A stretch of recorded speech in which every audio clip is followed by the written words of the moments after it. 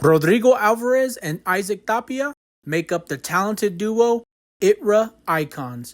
Their murals can be seen all across Kansas City in places like the Olkun Fieldhouse in Johnson County, the city of Roeland Park's mural wall, inside and outside Café Corazon, and the new KC airport.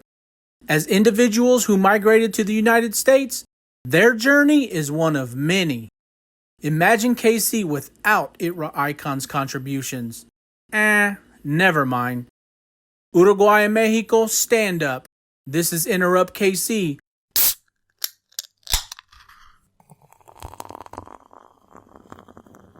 Enjoy this episode.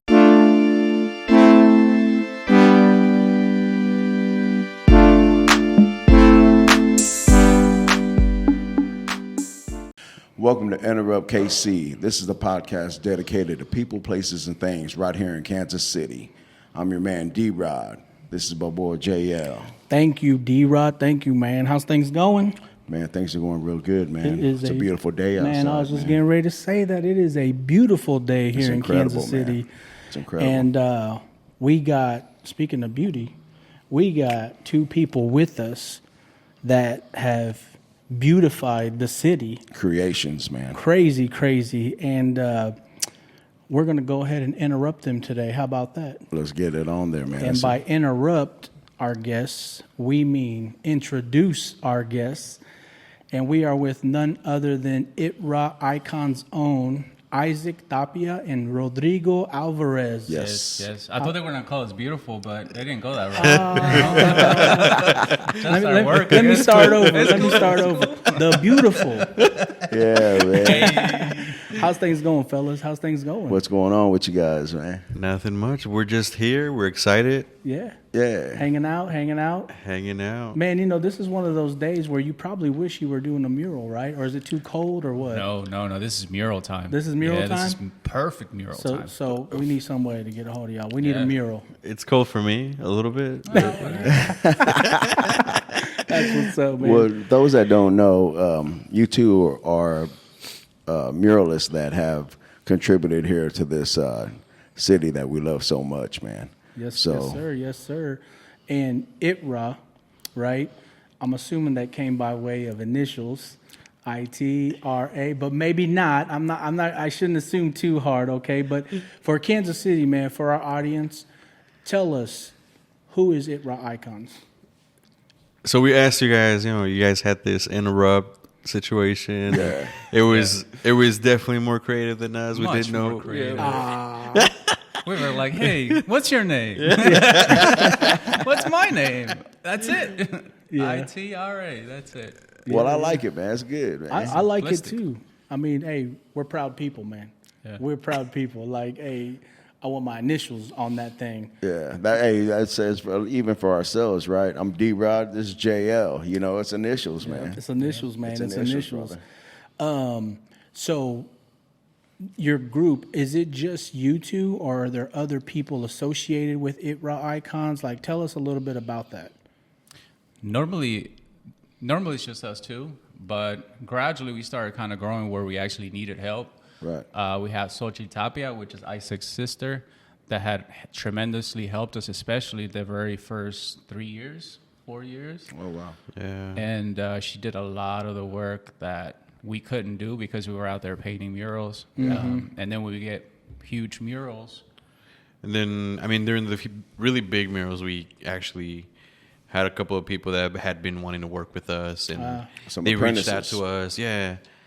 Reached out to us, and basically we brought them in and taught them a little bit. But at the same time, we're always thinking about how when we started, we didn't really get paid that much for what we were doing. Right. And then there's sometimes other artists tell you, like, you just got to do a couple of things for free, and then that's it. You'll get started. But for us, it was always like, nah, you still got to get paid. So you mean some other artists would tell you that? Yeah, there's other artists that tell you, like, you just have to do a couple for free, and then after people see what you're doing, it's cool. But for us, it's always been like, nah, we've never actually done anything for free. That's when you engage murals, the people, like when you engage people that want to work with you and you want to compensate them. You just kind of reflect back on like, hey, we started somewhere and we actually did have to like work for like pennies on the dollar normally just to like mark our territory. And now we don't want to gatekeep. We don't want to just turn back and say, no, you guys gotta hold my beer until I want to drink it again. You know what I'm saying? And like there's some artists that actually do that. And we didn't want to do that. We wanted to compensate like the people that we work with just to make sure that the industry that we are creating, because that's not something that, that's normal. Right. That it actually is, it's got a strong foundation. Yeah. So ITRAicons, man, when did that start exactly? What year? Tell us a little bit about that journey. I know y'all said y'all just kind of got together. Where'd you see each other? Tell people, don't know you guys. How did that come about? So you want me to go back to the beginning? One of you has the truth, the other has the other half. Well, tell your story and you tell your story. Tell your lies later. Back in 2017, my sister was working for the KCPS, the local public school. Yeah. And she had a mural opportunity that another artist had just dropped out on. He didn't have the time, but he couldn't do it. And I've been wanting to be an artist always since I was a kid, and she knew that. And so she hit me up, and she's like, hey, I got this mural. And I'm like, I'm a metal sculptor. So I'm like, yeah, sure, I'll try it. So Isaac and I had actually like met like a few months I think it was months before. And so I start this mural, and I'm like tiny little brushes, and it was like 20 feet long, you know? And I'm like, damn, I can't even remember the last painting that I did. Like, again, metal sculptures. Right. So I'm like, oh, Isaac. So I hit this fool up, and he shows up. He shows up with bigger brushes and with spray paint. Actually, and I'm like, oh wow, this thing just got a little more difficult now. And I had never sprayed, so that's how we started. That was the very first mural. 2017 for public schools. 2017 public schools. Yeah. KCMO public schools. You said. Early Richardson Early Learning Center. And what'd you think, Isaac? You pull up, you're like, man, what's this fool got going on? I did. I was like, why are you using those tiny brushes? They're like brushes, little quarter brushes. Yeah, and he had this big wall, it was like 20 feet long. That's gonna take him 2 weeks. Yeah. I was like, what are you doing? Like here's a spray can. Yeah. So Rodrigo says that he was a metal sculptor. What was your background, Isaac? My background has always been painting. Oh, painting. So I went to Paseo Academy. That's actually where I met Rico for the first time. Okay. We went to the same high school, and that's essentially how I met him. Mm-hmm. Shout out to Paseo. Shout out Paseo. Man. So is that mural that? Sorry to cut you off. That mural that you guys painted for that school, is it still up? It's still up, yeah. Yeah. What is it? What is the mural? There's actually two. The very first mural we did was in calming. They try to bring the kids in to calm them down because it's like, I think it's not middle school. It's like grade school, whatever. So when the kids throw a tantrum, they bring them into this blue room, and there's like an underwater scene that we painted. I think that one's still there, but they brought us back for a second outside mural in the same for the playground. For the playground. And there's two of them in the same school. In the same year or like following year? Same year. Same year. Damn, they were impressed right away. Yeah. That's what's up. That's pretty cool, man. Talking about them calming colors, that's something that I learned also a while ago. Like there's certain colors that attribute to people's feelings. Like I heard yellow. The color yellow is supposed to make you hungry. To be eating for real, man. I'm looking at your pad. I'm like, all of a sudden, I'm getting hungry right now, real time. But so that's pretty cool, man. That's something that I didn't know. Did you guys know that? Yeah, back in high school, they were normally like break it down, like color, like how people use that as far as like selling, like material, like selling burgers, like McDonald's and their reds and yellows. Man, you know, one of the things I was thinking about just preparing to talk to you, both of you, just wonderful artists, beautiful artists. Thank you. Thank you. I was like, man, how does one become a muralist, right? Like, it sounds like, Rodrigo, on your part, you just kind of like... I got thrown in there. Yeah, you just kind of got thrown in there. Isaac snatched you up and said, come on. Let's go. Yeah, like, I mean, how do you become a muralist? Because everybody has drawn something at one point in their life, right? But to draw it on that magnitude of a side of a building or side of a wall, man, what do? You start small, you know, you're like, oh, you know, I'm going to put this on this wall. You draw it out. Is it like the measurements? Go big, go home. You know, what is it, man? Talk us through that. I don't know. Just do it, bro. Yeah. It's just in your head. Just throw it out there. Well, initially, like whenever we have like a client or something, like they come talk to us and they're like, "This is what I want," and then we're like, "Okay." Sometimes if they don't know what they want, we're like, "Okay, just give us 7 words that represent you or what you do or something like that." Like, what's the mission? Then after that, we just start to put something together. Like we sketch it out, or usually what we do is design on our iPads. Yeah. So now it's much easier to do everything on an iPad, everything digital. Okay. So we design everything on the iPad, and then from there, it's just a back and forth with the client, and they like it, they don't like it, and then they already have an assigned wall, so you don't have like, you don't get to say, you know, like which wall you're. I mean, I wish, you know, there'd be some bigger murals out there. So we need them. So with that, I mean, have you had some clients that been like, yeah, this is what I want, and you start doing it, and then they're like, hold on, no, that's not what I want, you know, and have to redo it all. Yeah. So at first, like, we used to design right off the bat for free and start that conversation. And so we had to like structure ourselves where like, hey, there's a contract for this now. Yeah. So like we're working together, and the end mission is like to make you happy. Right. So you don't walk away, and we just put in like 32 hours or something, you know, and Yeah. deuces. How many murals would you say you guys did for free? we haven't. You haven't. Not yet. They would want it. They're right Good. there. Don't ever. So It's too beautiful. But we have gotten paid like maybe like $3 or $2 an hour maybe to paint something after we did the math and everything. Like one of the first ones that we did was over in the River Market, and it was a ceiling, and we got paid like $2,000, which sounds like a lot, and we were like, yeah, let's do this.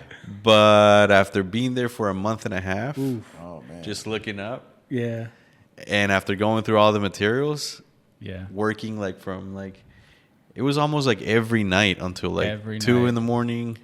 And you get the scaffold set up, and you lay. At one point, you just have to lay on the scaffold and paint looking up.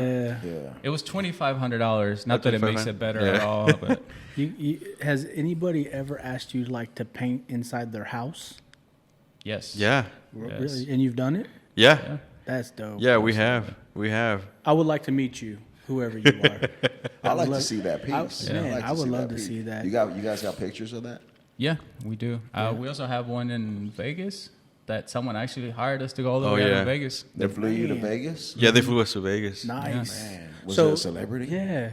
Well, no. I think guess in their own realm, they're doctors and lawyers. They were a celebrity to me, bro. You know where I come from. They were bank celebrities. We don't got those in the family. What I wanted to ask you guys was, since we're talking about how you first met and everything, what's the difference between your styles? You know, I mean, different. Is it like how is it that you had to be compatible to get it together to build in murals, man? It was a learning process for sure. We actually give each other a voice, especially at the very beginning, because when we design for a client, we design separately. Oh, okay. And then once the client decides which direction to go, then we both engage that idea. Yeah. And so we just like, okay, I'm gonna bring my flavor to your design, and then we'll take it from there. That's perfect, man. Yeah. How does somebody get a hold of you? Somebody's listening to this right now, right? And they're like, man, I would love to have these gentlemen come give me a mural. How do they get a hold of you? So they can go to our website, actually. So it's just ITRAicons.com. Okay. And all of our information is right there. Yeah. When you scroll all the way you down. can hit me up. I might. Or you can hit Enterrupt KC. Hit up Enterrupt KC, D-Rod, JL. Let them know. So I want to do this, man. This was not planned, but man, you guys kind of got my head going a little bit about how you come together, think through a mural, right? So if we approached you and we said, we want y'all to do a mural for Enterrupt KC, in question, you would be like, okay, give us 5-7 words that describe you. Right. Okay. So go ahead, D-Rod. What's a word? That describes me? It describes Enterrupt KC. I would have to say one word that describes Enterrupt KC is recognizing. Recognize. Kansas City. Okay. Easy, right? Okay. Kansas City. Oh, shit, man. I'm putting you on the spot. All right. Man, enter, right? Right, Entering something, yeah. entering the city, right? People, place, things. People, places, things. Yeah. Kansas City, erupting. We kind of talked about that a little earlier, right? Yeah. So what would that look like coming out of your guys' minds? What does that look like? A volcano on the skyline. I mean, I see sound waves. Okay. For me, it's sound waves. Yeah, I forgot the podcast part. My bad. See, I'm thinking like sound waves. I'm thinking microphones. Yeah. And how to integrate that with Kansas City. I like it. I love it. Man, we might have to go ahead and get. We might need to hire you.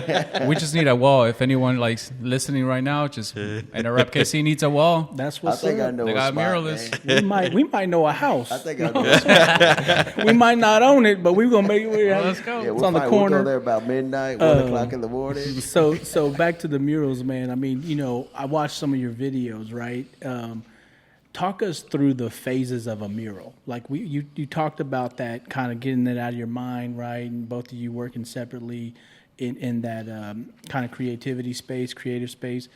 But in the video, I saw like numbers, words, and some of it's different colors. It's all spaced out, right? And then all of a sudden, I see lines going through everything, right? And then it just turns into a beautiful picture over time. So talk us through the phases of a mural past the creativity part.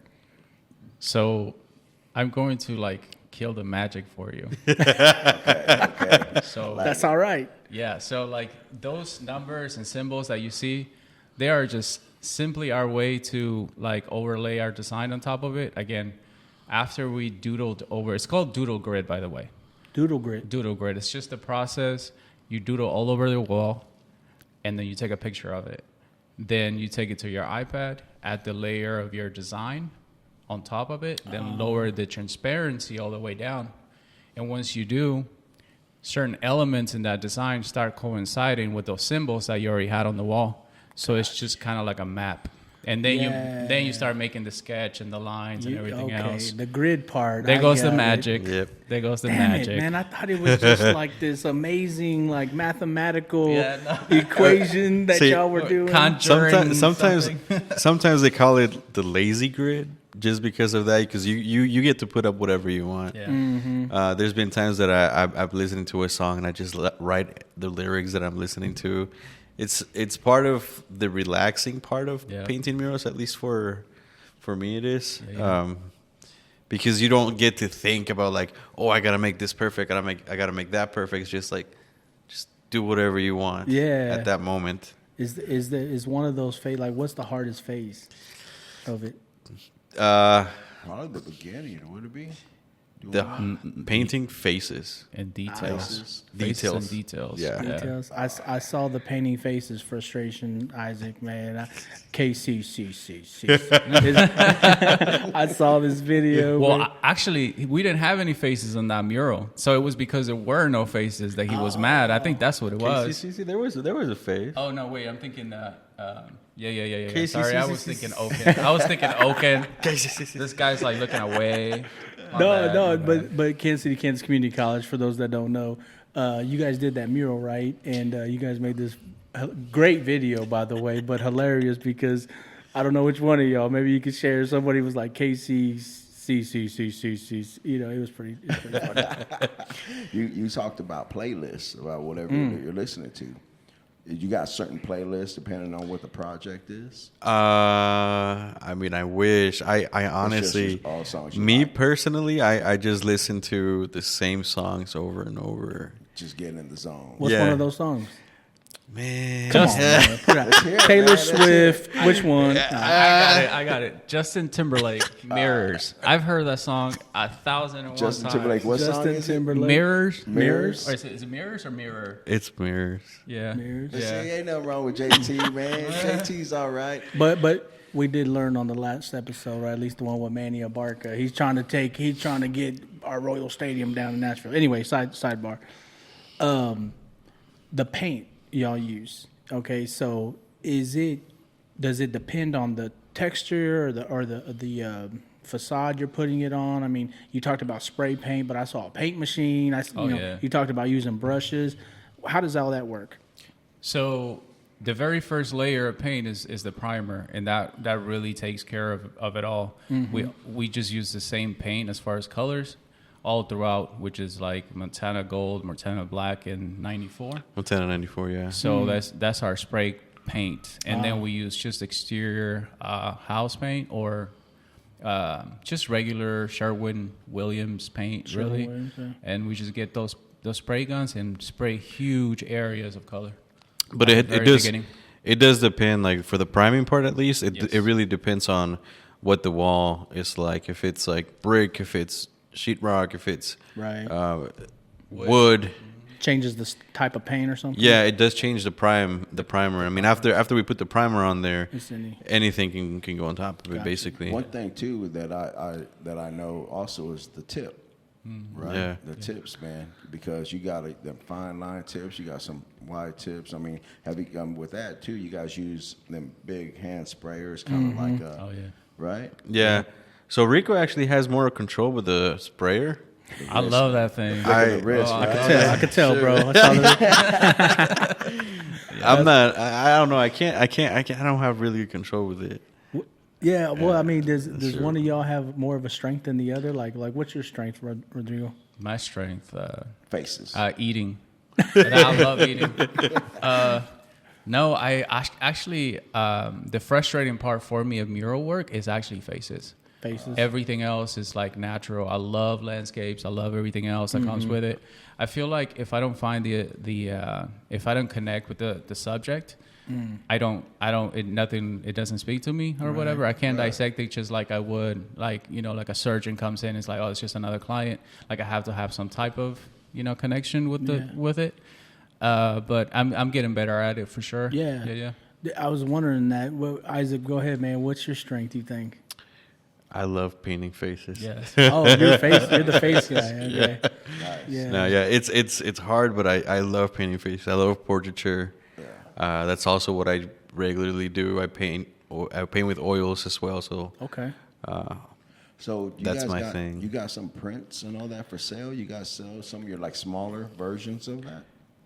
Yeah, we do have prints. It's not online yet, but we're working on that. No, sure. Okay. It's online. It's online. Yeah. Oh, is it under the same website? It's under the same website as well. Yeah. ITRA. Yeah. Cool. The airport stuff? Yeah. Okay. Yeah. Hey, he over there banking, man. You better. just learn. He's doing some things you don't Listen know up about, there. man. He's getting bunny up your landscape. Yeah. That spray paint is getting to me. I don't remember anything. Hey, Rodrigo, man, you talked about you started off, man, doing metal sculptures. Yes. I still do. Yeah. You still do. So you're a welder. Yeah. Right. How long you been doing that? Since high school, actually, Paseo High School kind of like gave us what our strengths were, and I love painting. I love drawing. Drawing is just basically the first thing of it all. Like whatever direction you go, drawing is the first step in anything. Right. So I fell in love with that, and then painting was awesome for me. But then I found that touching my subject was amazing, and 3D work was it for me, and so it just took off from there. And in high school. Yeah. So is there anything that like landmarks or any kind of type of big sculptures that you created that are somewhere that we can see? Yeah. So right now, both Isaac and I have work at the Nelson Nelson Art Gallery. The Nelson Atkins. Shout out Nelson. Yeah, we're at an exhibit called A Layered Presence. Okay. And there's us two and 20 other Latin American artists from KC. I think Juan Moyo's in there too. Yes, Juan Moyo's in there, yes, yeah. yes, he is. Yeah, there's some other Latino artists in there. Yep, I have a sculpture there, so if you have time, go check it out. There's another sculpture out in Iola, Kansas, in one of their parks. And What there's park is it? You know? I can't remember the name. I know they're known for their trails. It's huge. Like most of the stuff that I do is pretty large on the sculpture side. Man, transporting that. Oh must be yeah, a bitch, right? I just called my brothers up. I was like, hey, I got some. I don't know. I got some bread. I got some bologna sandwiches. got a little bit of drink. Us Latinos, man. You throw us a drink and some food. That's the whole house. That's why we're here. Hey, that's what's up. That's why. Well, salute, man. Salute, to you. fellas. Salute, man. For what you're doing, right? Is there a surface that you all have not put a mural on yet, like a brick or some type of rock wall or anything like that you haven't done yet, or maybe that you wouldn't put one on? Tell them the story of Iowa. Iowa? Oh, it was this wall that was. It was really humid in that area, and it was next. Everywhere. Yeah, and it was like next to a river. Next to the Mississippi. And that's here. The Mississippi River. That's here. Iowa. Oh, in Iowa. Yeah. So we went over there. We started. We got off the car. We're like, all right, where's the wall? So we're looking around, and then this guy comes around the corner. He's like, hey, how are you doing? I'm Isaac. This is Rico. So he's like, oh, here's the wall right here. We look at it, and we touch it a little bit, and it just starts crumbling. Oof. What?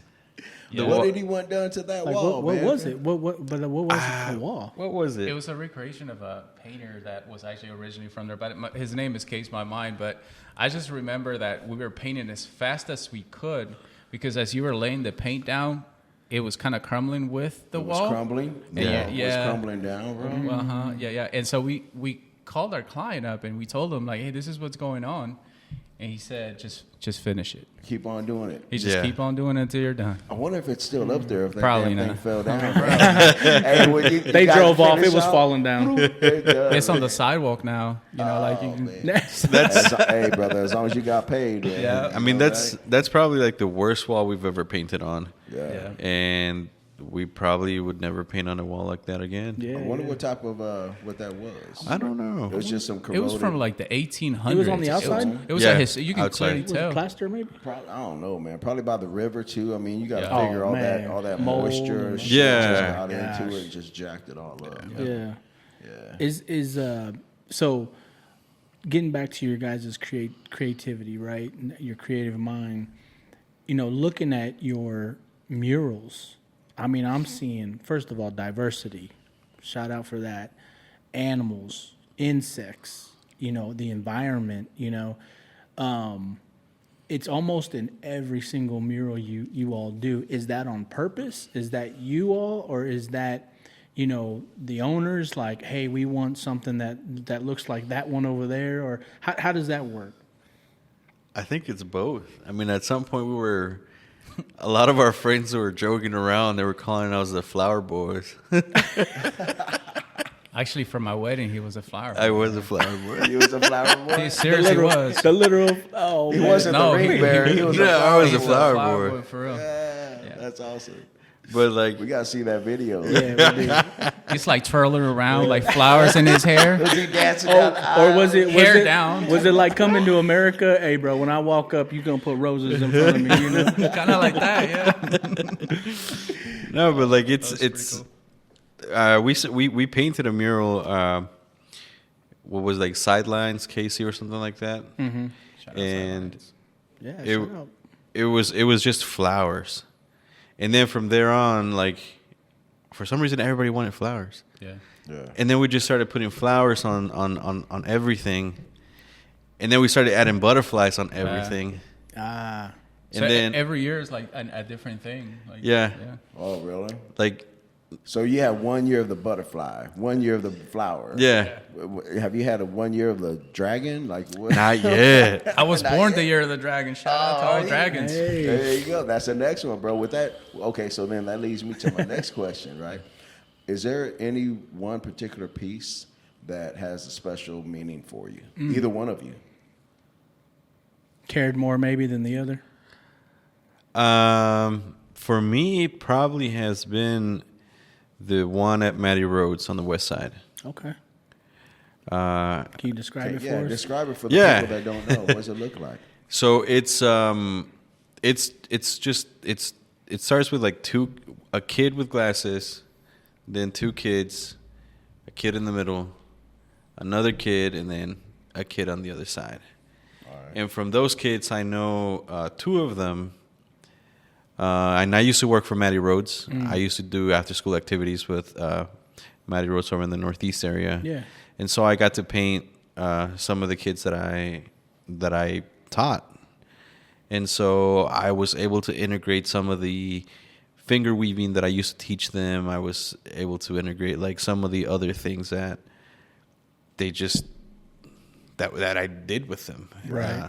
The whole hand with a bunch of black ink on them, like whenever we do printmaking and all of that. So I feel like that one has definitely been one of the ones that I've been closer with just because of the experience that I had with Matty Roads and teaching at Matty Roads. Hey, shout out Matty Roads, man. Great organization. What about you, Rodrigo? Jenny Mendez. I think for me, one of the murals that I've done that I felt like it was a voice, like it actually carried a lot of information that people really weren't talking about, was in Roeland Park. And is it the one on the retaining wall? Yeah, the one on the retaining wall. One of our common friends, shout out to Café Corazon. Dulce? Dulce, but I actually know the entire family. I went to high school with them. Oh, okay. Yeah. So he's a Native American, and he was telling me about the story of the Indian labor schools in Shawnee and how those kids were actually semi-slaves, basically. Right. And just basically the whole story of some of them not even coming back home to their homes and their reservations in Oklahoma and you know where they sent them to or where their families had moved to. And just there's still that issue that hasn't been resolved, and there's remains. There may possibly be human remains on those grounds, and just to put that voice to like, you know, to his pain was actually pretty cool for me. Yeah. It felt like what mural was actually about initially, you know, at the very, very beginning. And so, I think that was one of my favorite pieces. But I got tons. Man. I got tons. I'm sure, man. I'm sure you guys enjoy, like, every time you're doing one, you're like, man, I like this one for this reason or that one for that reason, right? Yes. And I think the Native American grounds you're talking about are in Fairway, Kansas, right there where Roeland Park and Fairway come together. Yes, my bad. Yes, Fairway. Yeah. Just in case people want to know where that is. Drive by it. 53rd and Mission Road, I think. I'm sure people have taken pictures. You guys ever see that with people, like, on social media, like a piece that you got? I'm sure you see it all over the place. The Star, shout out. Yeah. Shout out to Star. Yeah, man. Okay, maybe. Well, yeah. Shout out. Sorry, I just made you go that direction. Damn it, Rodrigo. I mean, people are probably not familiar with where all your murals are. You guys have over 40 in the city, right? More than that, right? It's definitely more than that by now. Okay, see, I read an old ass article. I read, correct me if I'm wrong, 60 plus? Yeah. Okay. Yeah, I mean, we used to do, when we started, we went door to door. We were selling murals as much as we could. To businesses. Yeah. Big walls. Yeah, I mean, we had murals that the businesses opened up, then they closed down, murals were gone. Some of them I don't even remember probably. Yeah, there's people's homes, people's studios, like right. like recording studios. That's a lot. And we're talking big pieces, man. We're talking pretty big large, pieces, pretty right? large. The ones I've seen, and I didn't write them all down. I can't put 60 on here. I got too many questions I wanted to ask. Johnson County Parks and Recreation, the Olkun Fieldhouse is one I saw. Yep. Let's see, KC Public Schools, you guys talked about that a little bit. Cafe Corazon, you guys did the one on the interior on the boulevard, and then the exterior, the Frida. Yep. On the exterior in the Westport. KCCCCCC. Yeah. So what building was that, by the way? For those that probably don't. That was in the science and math. Yeah, science, math. Through the admission door, yeah. Yeah. And then the new airport, the new KC airport, right? Yeah. And where are those murals? Because I was walking through there the last time when I knew we set this up. I was like, I went to Portland a couple of weeks ago, and I was like, okay, I got to find these murals. And I got a video of one, but where are they? So there's one on both. We have both terminals done, and there's 2 per terminal, basically. Tasting room, Terminal B. Tasting rooms in Terminal B, yeah. City Market as well in the same terminal, and then Made Up KC and Soiree and Terminal A. Yeah, that's the. Can you talk a little bit about that and that process of that, man? Like, having to deal with. I'm sure you're in there, and I was there too, working a different deal, right? But you might have been tagging something. Yeah, I was in there a little bit, but having to deal with all the other trades and professions and everything else, man. How crazy was that? Sure. So I wasn't there for the first week because I was out in Boston. I was having a vacation and everything. No, my sister had graduated, so I wasn't there. I don't know how the first week went. During the first week was horrible. Really? They just look at you like, oh, we're real trades. I mean, we're putting wood down. We're putting well, so, shout out to them. That it is a real trade, but we're there also doing our jobs. And at first, it's really hard to actually justify yourselves for being there. Oh, you guys are painting. Oh, that's cool. Yeah, that's cool. Right. Yeah, but no, we ain't really painting like that, though. Yeah. They thought we were just painting a wall. Yeah. And once we started getting in their way, they were like, yeah, we don't like those guys. So then gradually we started having to come after hours. When everyone was gone. Yeah. We had to jump a fence at one point because we got locked out. Oh, They told us work at night, but they didn't give us access to the building. And they have a doorman right outside of the airport. Yeah. And everything, all the gate was locked up. Our cars were still some of our cars were inside, so we had to climb a fence again, and then get our cars, retrieve them. Yeah. Damn, that's so the first week was definitely not the best, but I mean afterwards we started working at nights, and they actually knew that we were working at nights. Yeah. Right. Somebody actually had communicated with somebody that we were going to be working at nights. And then after that, it kind of went a little bit smoother. Yeah. Because we didn't get to see a lot of other people there. It was just us. Oh, okay. Did the city approach you all for that, or how did that work out? Did they just put out an open request? No, did you go put a bid in on it? So there was actually a call for artists for I don't know, there was a bunch of artists that got selected to be able to be in it. And you had to apply for it. You had to go through a whole judging thing. And during that time that the application closed down, we were painting a mural in the Kaufman School over in 63rd Street. And we didn't get to submit anything. So we lost it. We were like, man, we should have applied. Yeah. A month later, we get an email. Hey, this is Silhouette Design Company, blah, blah, blah. We heard you guys paint murals. You guys are local KC. We want to put you into our bid. Can you guys design something really quick, send it over? And then we're like, all right. That's cool. Let's go. That's cool. Shit, that's dope. And so we submitted our design and everything, and then we never heard from them again. It was until a year later. It was about a year, maybe a little more. Man. That Somebody they were dropped the ball. No. A year later, they were like, "Hey, we got it. We got it." Oh, Okay. really? Yeah. That's when we actually found out that a lot of their local businesses, we had painted murals for them, and so we were kind of.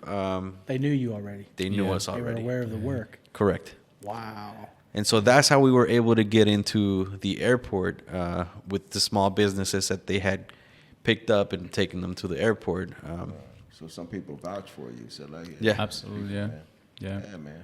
That's good, man. That's good. So with that, deadlines, you know, deadlines, man. Let's talk about them deadlines. What is it? What is that? What's They was hopping fences, D-Rock. Come on, man. Come on. Try to get out of there. But I mean, people want you in and out pretty quick, or you know, take your time or whatever. You know, depending on if you're inside, of course, you get all the time in the world. But with weather, I'm sure that affects your deadlines. Is what I'm saying. Yeah. Right? Oh yeah. Oh, I thought you were talking about like submission deadlines, like pay bills deadline.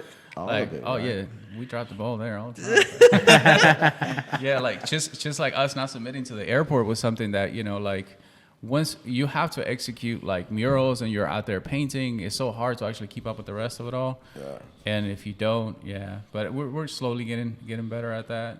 Yeah. Y'all need an executive assistant. That's what you need. Yeah, that's what we had Xochitl for. Yeah. My sister, because she was helping us with social media. She was helping us. She was like, well, I just graduated. I don't need you guys anymore. And I mean, she's working at Guadalupe Center now. Yeah. So she's doing her own thing. Shout out Guadalupe Center. Yeah. Shout out Sochi. Shout out Sochi. So, y'all got any new work coming up that you know you can share maybe with the cities? It's what's your future is there projects? anything coming up, or you're working on right now somewhere? Oh yeah, we have like 4 projects we're designing for, but who can we talk about? The one that's actually coming up is Viva. Viva in Leawood, I think it is. Viva? There's one in Leawood now, currently open, but they're open one in Overland Park. Okay. What is Viva? I don't Viva know. Restaurant. It's a okay. Mexican restaurant. Okay. Somehow they found us. At Overland Park. Yeah. Bro, they flew into the airport, brother. Like, who did this? I mean, we have no idea, but like, they have given us a lot of freedom. Yes. They were like, this is kind of what we want. Can you guys do something like that? We're like, yeah. Oh. So I mean, it's a project that's gonna be like pretty cool. We got some freedom on it. It was like one change probably, and that was it. So it's been really nice to work with them. We're probably gonna be starting on that one next week. And Can you describe it at all? So we sent 2 designs, and then they kind of wanted a little combination of both, but then they actually wanted their daughter in the mural. Ah, okay. So we were. And you're like, bro, faces. Bro. So yeah, I'm not gonna cry. Rodrigo. I'm not gonna cry. So we were like, yeah, we can put a face in there, but it might not look like her. I mean, Rico was the one that told her that. Because I've sometimes it doesn't come off as like close as it should be. Yeah. Or and sometimes it's an interpretation, and a lot of people want a picture, like they want a They legit want it to picture, look like- identically. You know, So- and we can do that if we have like canvas and oils or like acrylic. That's much easier. In a month, you know. And a month. So you guys, obviously, you do spray and then you'll do hand painting. So we try to keep it with spray paint as much as possible. So the more we use the spray paint, the faster we can finish. The faster we can go in and out. Yeah. Because if we start using brush, then it gets into our heads, I feel, and then we're just like detail. Yeah. They got Month detail project at took all. 2 months all of a sudden. What the hell, man? And then so much for a deadline. Yeah. Yeah. There goes that deadline. I was wondering, like, first of all, man, salute. Seriously, Salute. man, salute. Because you guys do incredible work. You guys do incredible work. Yeah. And you know, I really appreciate the work you guys are doing for the city, for the community, for Latinos, man. You guys, people are reaching out to you, man. That's how important your work is. How do you come up with like the quote? You know, like I don't want to know cost or anything like that, but I'm trying to think like, man, you know, when I see these murals you all have done, and they're amazing pieces of work, beautiful, right? Yeah. Beautiful. And I'm thinking, man, I don't know how much you charge them, but you should have charged them triple, you know? But is it like a cost per square foot? Is it like, what is that? How do y'all do that? The definition, I mean, everything, right? Yeah. That's you hit the nail right on its head. It's actually per square foot, and the way that we define how much we're charging per square foot is the intricacy of the design. So if it's like super complicated, you know, and it's like photorealism, then it takes more time. So it's based on like how much time do I have to spend finishing that square foot. Right. And that's basically it. Okay. Yeah. Also, like the wall, like what kind of wall it is, like you touched earlier. Is it like, if it's wood, we have to use this primer, super expensive. We have to account for that. More material. And then like this clear coat that we have to put on top of it. So the longevity of the mural just kind of extends a little bit. Like, we get 10, 20 years out of a mural instead of like fading in like 4. Yeah. And if you have to jump a fence to get your car, man, that's extra. That's extra. That's right, free bro? for me now. I'm trying to lose some weight. Well, I wanted to ask you guys, individually, who was your greatest artistic, who'd you look Inspiration. up to? Yeah, who's your, who'd you look up to? Did you have anybody? So as far as, man, see, that's always a hard question for me.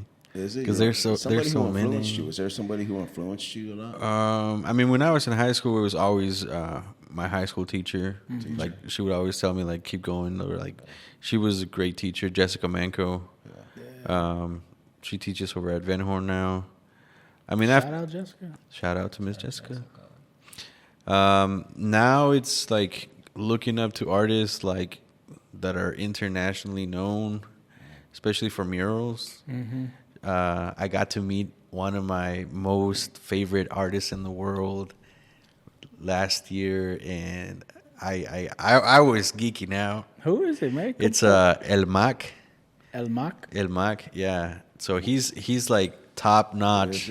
Basically. And where's he at? Yeah, what does he do? So he's a muralist. Okay. He's a muralist as well. Where at? He is international. Oh, really? He goes all over the world painting murals. Like, you have to be on his waiting list for him to even be like, come and look at you or anything like that. Wow. He gets to paint whatever he wants. How'd you meet him?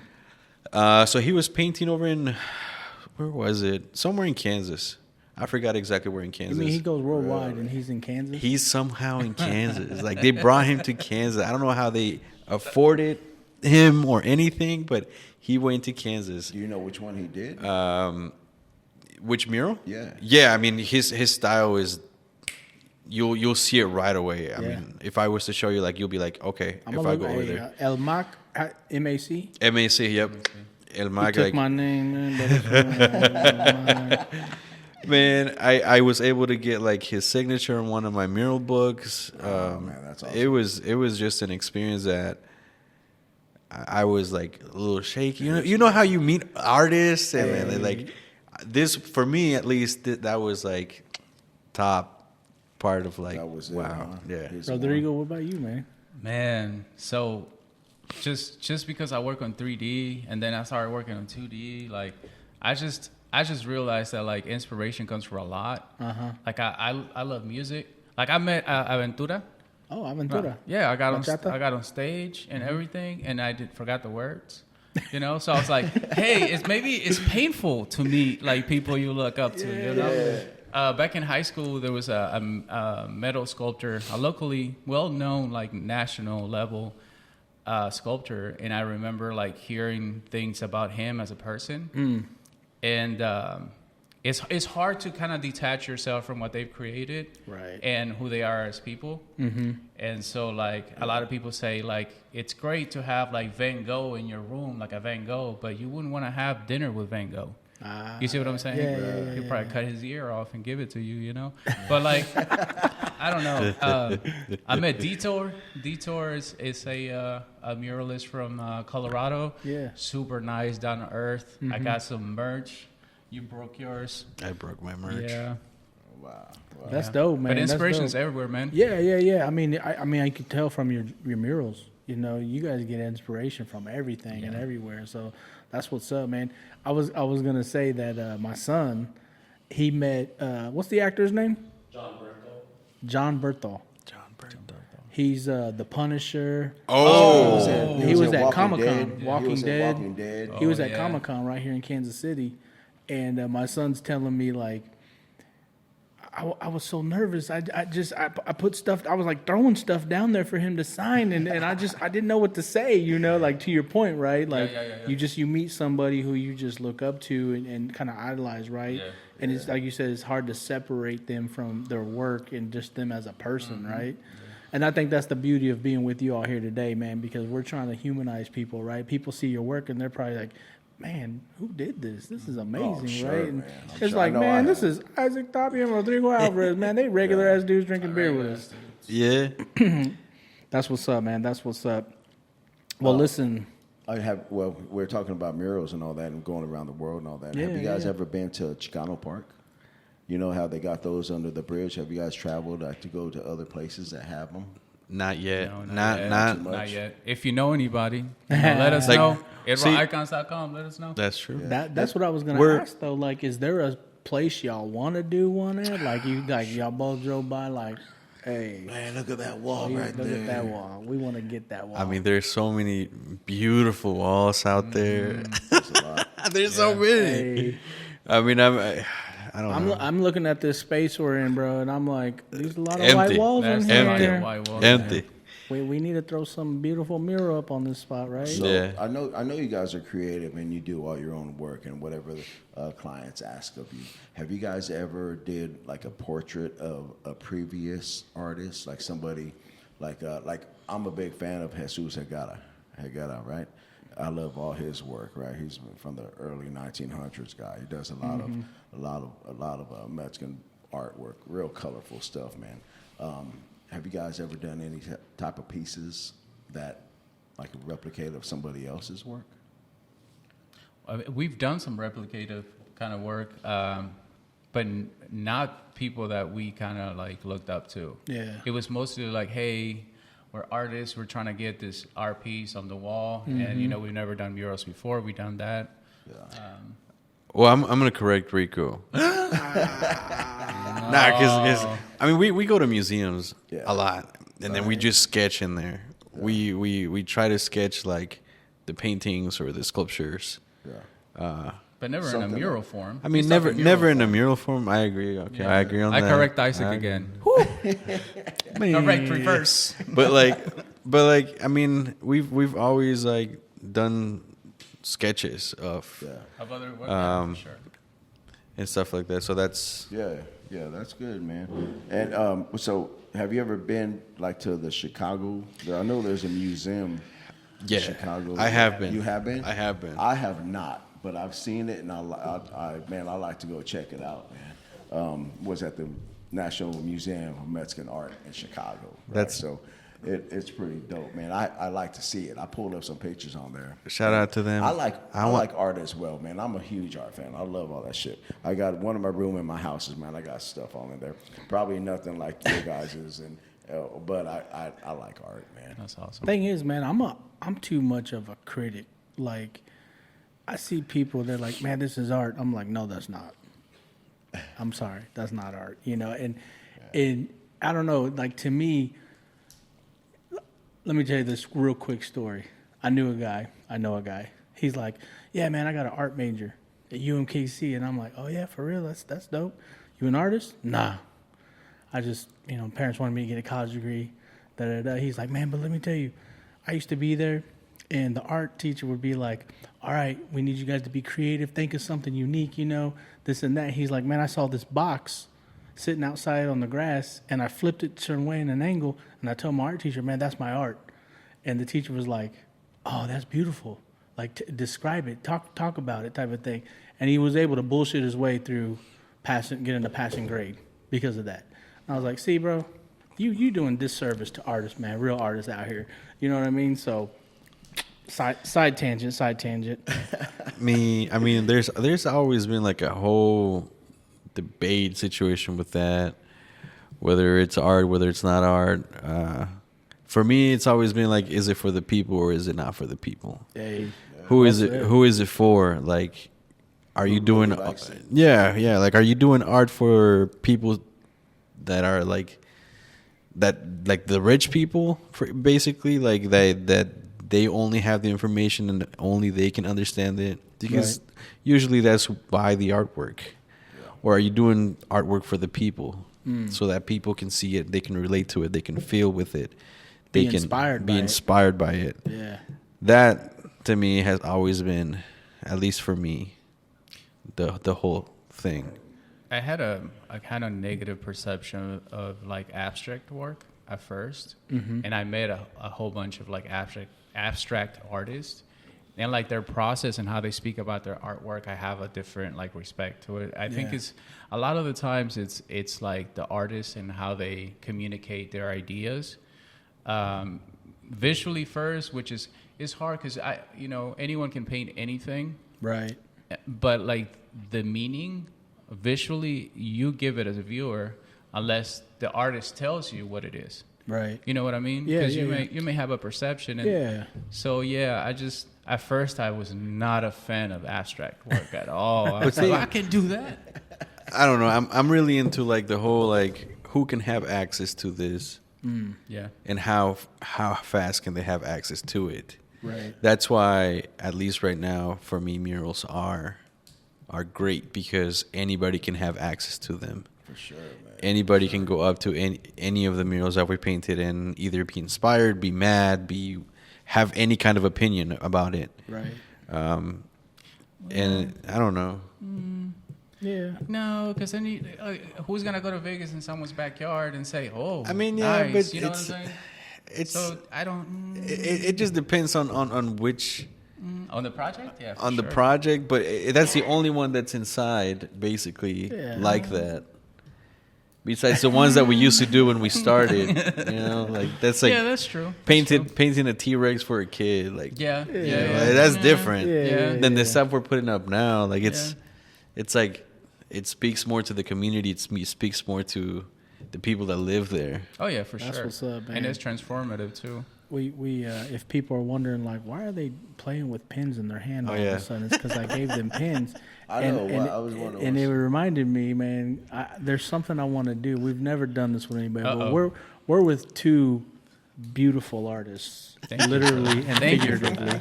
Thank you. I think this. Yeah. And I gave y'all a piece of paper. Do y'all have this piece of paper here with you? Both of y'all should have one. Sweet. So just something real fun that I just was like, man, my mind was going last night. Like, man, let's try this. Let's see where it goes. Okay, here's the thing. Just in 1 minute. Here's a task. In 1 minute. 1 minute. 1 minute. Let's draw.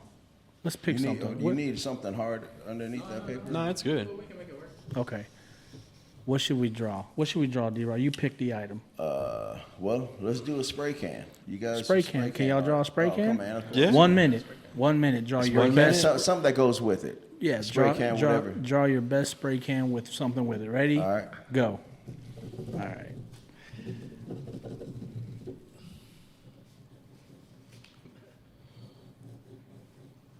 You know what's not fair about this? That you guys are professionals? No, you guys kind of gave us alcohol right before. We wanted to win. We didn't tell you that, did we? This is exactly why.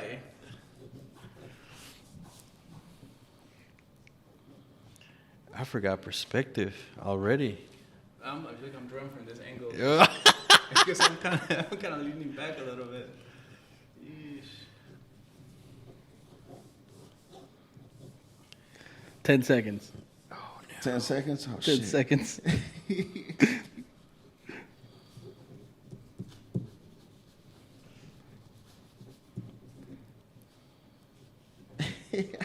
All right, time up. All right, what do we get? Let me see. Okay. Rodrigo, you're first, man. Let's see it. So I even put ITRA on there. You see it? That's our own can. Yo, Isaac, what we get? Okay. I tried. I was trying to make it, look like spray down like this, but it didn't work out. Hey, you got the hand and everything. See, man, they for real artists. Like they took up that much space on a. I'm like, let me draw this whole thing. I'm like a kid and drawing out of the paper. You guys gotta show us what you got. Yeah, go ahead. All right, what man, you got? this is what I did real quick. Oh shoot, he got the whole person in there, dude. Were you drinking water this whole time? Nah, bro. Okay, I'm ready okay. for a refill. And I drew Jose with the spray can with the eye just splat, throwing some paint at it, like a wall, Let me see. And where is Jose? See it? I see. Jose. Oh, got it. Spray can. Yeah. All right. Thank you. Yeah, man. Yeah, we'll take you guys Yeah, another we little want bit. some Yeah, more. We we'll want some top more. off a little bit. Thank you, nurse. Thank you. All right, man. What about cramps? You guys be getting some hand cramps when you're doing all this stuff? Oh, let's talk When you guys pains. take a Oh, break, this is man. fun. Isaac's. It looked like a hand cramp going on that spray can. I mean, to be honest, the cramps are not even on the hands right now. It's all about like the feet. From gotcha. all the standing. Yeah, like from the being on the ladders. Like you go home and all of a sudden you get like a sting on your like on the palm of your foot. Yeah. Yeah, that's I don't know. I don't like that. Yeah, no, that's what's up, man. That's what's up. So I need to give a shout out, and I should have started off with this, but I want to give a shout out to Emily Curell. She did an article on you guys in the KC Star, and when it came out, I think it was like November 2023. Yeah. This was when D-Rod and I were formalizing this thing, right? And I knew right away, like honestly, I need to get Isaac and Rodrigo on this podcast, right? So I'm so glad we're here in March making this happen. But I hit up Emily and I'm like, hey, can I get that contact information for them? So shout out Emily. Thank you so much. That's why we're here today. But in that article that Emily wrote about you, she talked about both of you being under DACA. And for those that don't know what DACA is, it is Deferred Action for Childhood Arrivals, right? Mm-hmm. That's what DACA is. So I think just for folks, and I know, we're getting a little bit deeper here with both of you guys in your journey in life, talk about that a little bit in terms of what countries are you origin from, right? And what was that journey like coming here and growing up in Kansas City? You want to go first? Sure. Well, I can't. I'm from Mexico. What part, bro? I'm originally from Mexico City. That's where I was born. Mexico City. Yeah, my whole family's from Oaxaca. Oh, okay. So I most of the time I claim Oaxaca more than Mexico City because I was in Mexico City for like the years that I don't remember, basically. Yeah. I mean, after that, it was going to Juarez, and then from Juarez, my mom came over to the United States, and then she sent me to my grandma in Oaxaca. So what I remember the most about Mexico is being on a farm, in a rancho, taking care of goats, taking care of cows, donkeys, and all that, and just having fun. Like, shoot, I remember like turning over rocks, trying to find scorpions and stuff like that, which it's not good to do. You're on the rancho. But it was fun for me. I mean, it was a great time, and I mean, that was back in 2000, 1999 and 2000. Do you remember how old you were? I was 8 years old. So I was 8 years old while I was with my grandma. Then I turned 9 when I got to the United States in 2000. So Okay. that was around April. Okay. My sister turned 1. And ever since then, I've been here in the United States. Kansas City automatically? Kansas City automatically. Like I remember we went through San Diego. Then my mom went to go pick us up. From Kansas City. She drove from Kansas City all the way to San Diego, and then from San Diego all the way to Kansas City again. That's a a long drive. drive, man. I made that drive before. Shoot. You were wore out. Well, that's all you afterwards. To be honest with you, I'm glad I don't remember it. It sounds like a long drive. Yeah. Like I just don't remember any of that. But like I do remember going to school. Like I remember going to elementary school. I went to Whittier Elementary. Yeah. It's like 5 minutes from here. in the Northeast area. And I remember getting to my first fight at Whittier Elementary. I don't even know why. First fight? My first fight. I don't know why I got into a fight. I didn't speak English. I didn't do any of that. He was like, "You can draw better than me." Basically, I guess. I don't know. I was drawing dinosaurs back then. I was like, I'm going to be a paleontologist. T-Rexes, man. You can do the T-Rexes back there. But like, I mean, after that, it was just, I went to Northeast for a little bit. I went, I got into the ESL program. I was in the ESL for like until 8th grade. Yeah. Then I went to high school. Yeah. From high school, I was like, I went to Paseo. I did art. I loved art. And then it was during that time that I was like, I don't know what I'm going to do with my life because I just found out that I am undocumented. Right. So this whole time that I've been in the United States, I didn't know that I was undocumented. I didn't know that going through San Diego meant that I was undocumented. I was just like, I'm just going to see my mom. Right. Yeah. And so it wasn't until high school that I figured that out. And I was like, I'm not going to do anything with my life. I'm just going to be a construction worker or something, you know, like I'm going to go skip class. So I did a lot of skipping class and all of that. And later on, I found out, well, Grades matter. Grades matter, yeah. Because like I was trying to go, my teachers were really trying to figure out something for me. Yeah. Which is amazing. And then they were able to talk to KCAI. Somehow I got into KCAI, but I had to get my grades up, so I had to go to night school, Saturday school, all the school, everyday school. You got to put in some work. Yeah. That's what's up, man. That's what's up. Yeah, that's Thank you good, for man. sharing that, man. Yeah. Rodrigo, what about you, bro? I'm originally from Uruguay. I came at the age of 14. I knew that I was undocumented. In fact, I knew that my visa would run out in 6 months. So I was like, I knew that as a kid, as a 14-year-old, but like, you really don't know until later. The first school I went to was Northeast Middle. They had, I don't know if they still do, but they had an ESL building right off in Independence Avenue, but it's since burnt down. Okay. Yeah, I went there. It was beautiful. I never seen so many cultures in one place. And I was like, ooh, this is the melting pot. Right? Yeah. Because like the very first thing that I encountered, we lived in the plaza area, and that was the biggest house that we could find that we could put 3 families in. You know what I'm saying? So, and around, like, the faces didn't look the same as the faces in the Northeast area.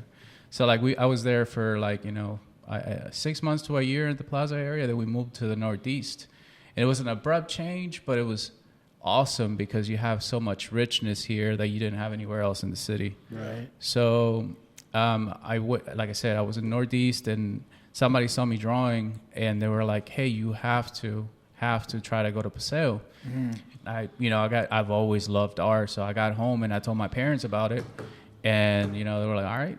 Yeah. So over the summer, all you got to do is just make sure you have a portfolio, and then, because back in the day, you have to actually audition to go in Paseo. Okay. Yeah, so you go in, you take a little drawing class, or and you audition. If they like your work, you go in. If not, then, kick rocks. Yeah. And luckily, I got in there, and everything that I knew about art, or the love that I had for art, was just amplified like tenfold in Paseo, because you're amongst people that they're creatives in all ways. Like you have music, you have dance, you have like people were running around with their instruments or like dancing in the hallways, rap battles and stuff like that. So you're like this is what I love doing. This is where it's all art. This is where it's at. It's Yeah. all art, yeah. This is where it's at. Did y'all ever feel like people growing up, knew that about you, that you were not from the United States, A, or like try to mistreat you in any way, B? Yeah. So like, well, I don't know if I was mistreated, because I went to Paseo, which was then like a 95% black school, and all my friends were trying to figure out the entire time what I was. Not they were like, so what do you mix with? Like really, where are you from? I was like, I'm from Uruguay. Yeah, I can't pronounce that. Like, all right, who are you? I'm like, I'm Rodrigo. I can't pronounce that either. You're Rico. Like, all right, cool. Say less. I'm Rico. Yeah. And then I found out later it was like Rico Suave, and I was like, oh man, Rico. You guys didn't do me any favors. Did you start learning them dances, bro? You Absolutely. See Absolutely. I love going to. I love dancing. Love dancing. Yeah. Actually, my affinity was then like with the Afro American community first, because it was the first community I encountered and the first community that embraced me for being someone that they couldn't figure out where I was, and I didn't know where I was because I mean they plugged me away from culture at an early age. So you ask me what's Uruguay, I don't know. Your guess is as good as mine. Like I just remember little, you know. Right. Yeah. So I don't know. Like from there, I decided to be more of a global person as far as like I don't abide by any nationality per se. Right. Yeah. I'm proud to be. You know, I got my flag on me, but that doesn't limit me though. You know what I'm saying? I got more room for more flags. Yeah. You see? Who do y'all root for when soccer? Come on. So there's a list. There's a list. So like for me, it's like Mexico first. No. So Uruguay's first. Uruguay's first, and my wife's Mexican. So like it's Mexican second. Yeah. Okay. Yeah. Does the United States fit in there? Somewhere? It's like 10. 10? No, just kidding. I mean, I'm just asking. I'm just asking, man, bro. yeah. What about you, Isaac? I mean, to me, it's always like Mexico first. I mean, Mexico second, Mexico third. Mexico. Yeah. I mean, I feel like now I'm slowly starting to be like, all right, I guess Uruguay is okay. Once in a while, like United States, then Uruguay. Like they're down number 7 and 8. Hey, I'm gonna say this though, Rodrigo, to your point, bro. Here's the thing about being different, man. Yeah. Because now every time, like when the World Cup comes, I'm gonna be like, every time I see Uruguay play, I'm gonna be like, my brother. I might text Rodrigo, you, hey, man. Rodrigo, shout out, bro. Hope you win today. Yeah, wait, hold up, they playing Mexico. Isaac Never and you, mind. Yo, but you know what though, like. That's cool because you might see like my team play and we're pretty good. But before that, before soccer became like what it is now, it was like The Simpsons. And I don't know if there's an episode that Homer is like looking at the globe and he's just like looking down South America and he sees Uruguay. He's like, you're gay. And that's what I was known for a long time. I got you. I got you. At least it's soccer now. Yeah. I mean, that journey, though, man. First off, appreciate both of y'all sharing that journey with us, man, because I think that's the story. You know, I'll be honest. I'm third generation Mexican American, okay? And when DACA came about, right, under President Obama, it took me a while to understand, like, what is this about? What is this for? You know, I mean, you gotta understand, I had to grow up too. Like, I didn't understand what this was about, right? I'm in my middle 20s when all this happened. But to see you all under that protection, you know, at your early ages, and here today and the work you're doing in the community, man, like that's why we need that, because we're going to get to this here in a second, but y'all are also giving back to the community in more ways than just doing murals. You know what I'm saying? You guys are also giving back through the youth. Yeah. So I guess my next question on that would be, can you talk about the lessons you learned, you know, through that journey, right? I mean, I know you guys aren't done yet. Your journey ain't over. You know what I'm saying? But what are the lessons that journey taught you? Man, we recently actually went back to Paseo Academy. We volunteered to do like a interpreting thing with parent-teacher conference. And it was just like a volunteer thing, but going back into that and seeing firsthand, like from the seat, just translating for the teachers and for the kids and all that. As immigrants, in my opinion, or as immigrant parents, we put like they put so much weight onto these kids. Oh my God. That I feel like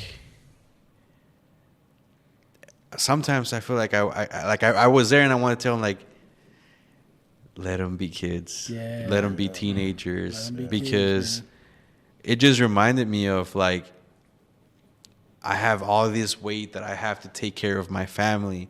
I have to go to college. I have to do this. I have to do that. I have to take care of my sister. I have to take care of the house whenever my parents aren't here.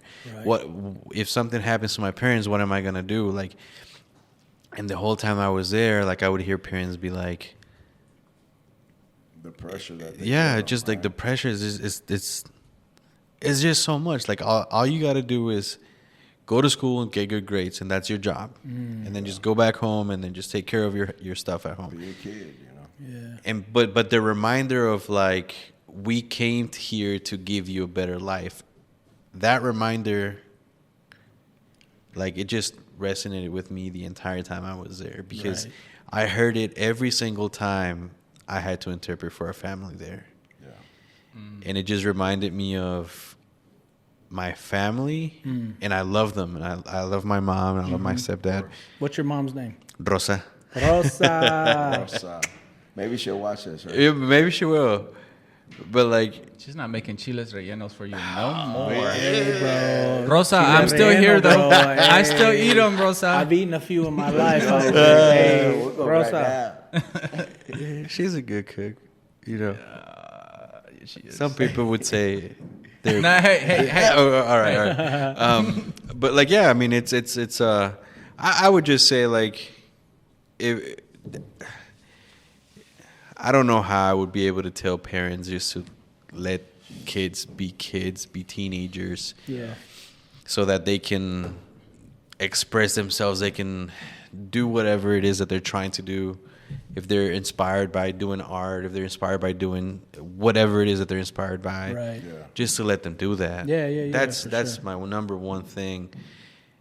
And that weight that families try to put on these kids is just heavy.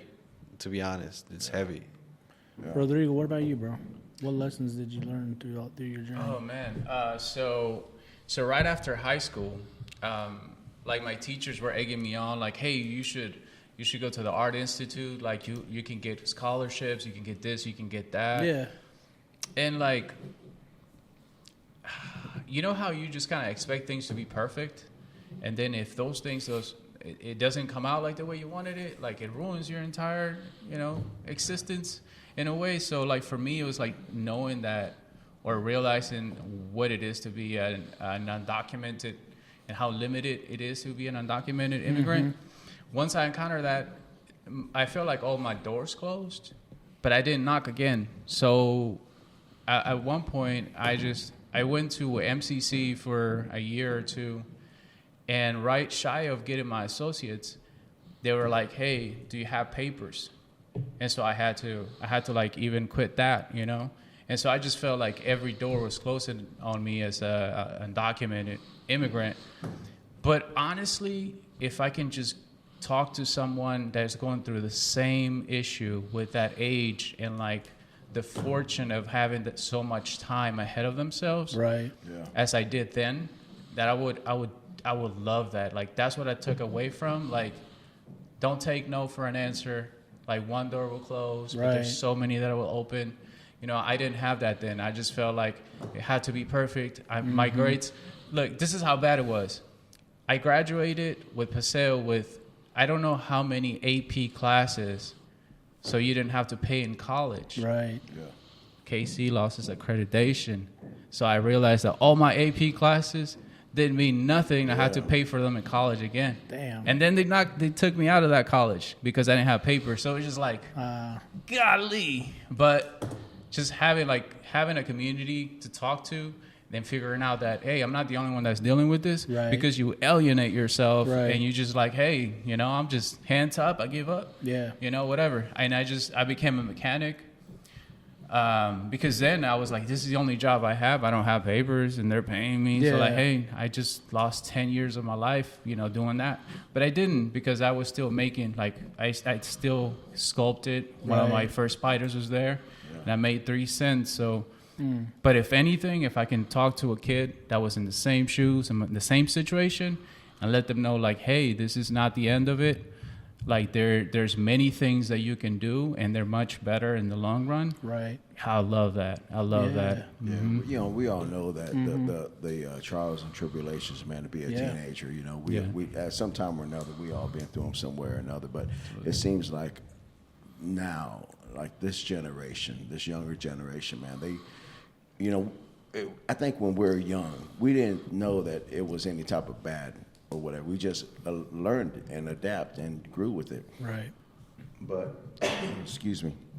I don't know, man. It kind of seems like this generation is a little bit rougher. Like they don't know how to handle some of them, right? Shout out my cousin Marty, man. Like, you know, one of the things that we ask people all the time, but you guys already hit on it, both of you.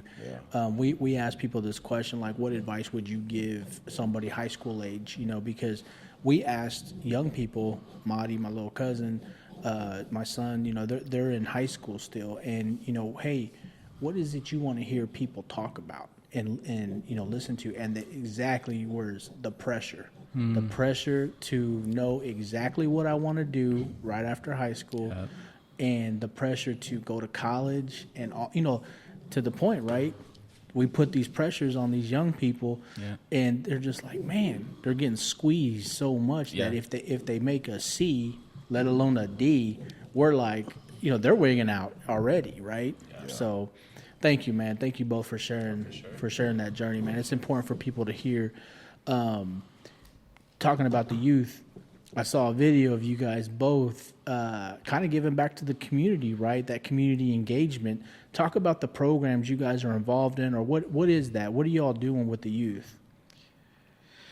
Oh man, so there's a lot. There's well, I mean, I don't know if there's a lot, but there's some things. I mean, we often visit Matty Roads. Mm-hmm. I feel like that's one of the places that we usually go to a lot. Well, they give a lot. They give a lot to the community. They do a lot. Yeah, they do. The kid that I painted over at Matty Roads, there's times that we go to his parents' house and we take him. Shout out to JJ. Shout out JJ. Yeah, so the last summer was like the first time that we actually took him from his home, and we're like, all right, you're going to be working with us. We're going to be paying you. You got to do your work. Yep. You got to show us that you want to do it. He's like, how much are you going to pay me? Yeah. That's the first thing that he's how much you got to give me an hour? Right. They want their money. Yeah. But, I mean, there's times that we collaborate, for example, like Boys Grow, which is a farm that gets kids from the city, takes them into the farm, and then Boys Grow. Okay. And then they teach them trades. They teach them how to farm. They teach them how to do construction, how to do woodworking, and all that stuff. And it's all high school. I mean, there's also like if we do a mural as well, like we somehow try to incorporate sometimes community engagement with it. Right.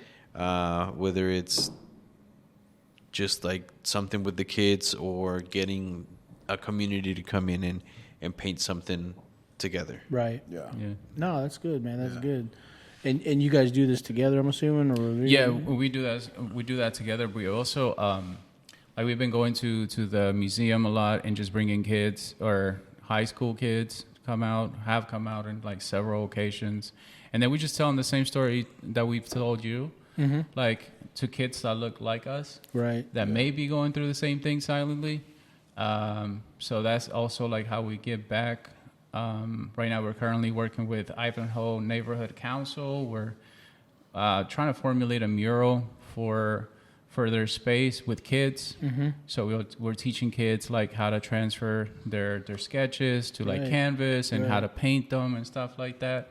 So it's always around kids and of all ages, really. Yeah, yeah, man. I mean, I'm positive somebody's going to see this episode and they're probably going to like, man, you know, my kid really loves to draw, loves to work, you know, loves art, loves sculpturing.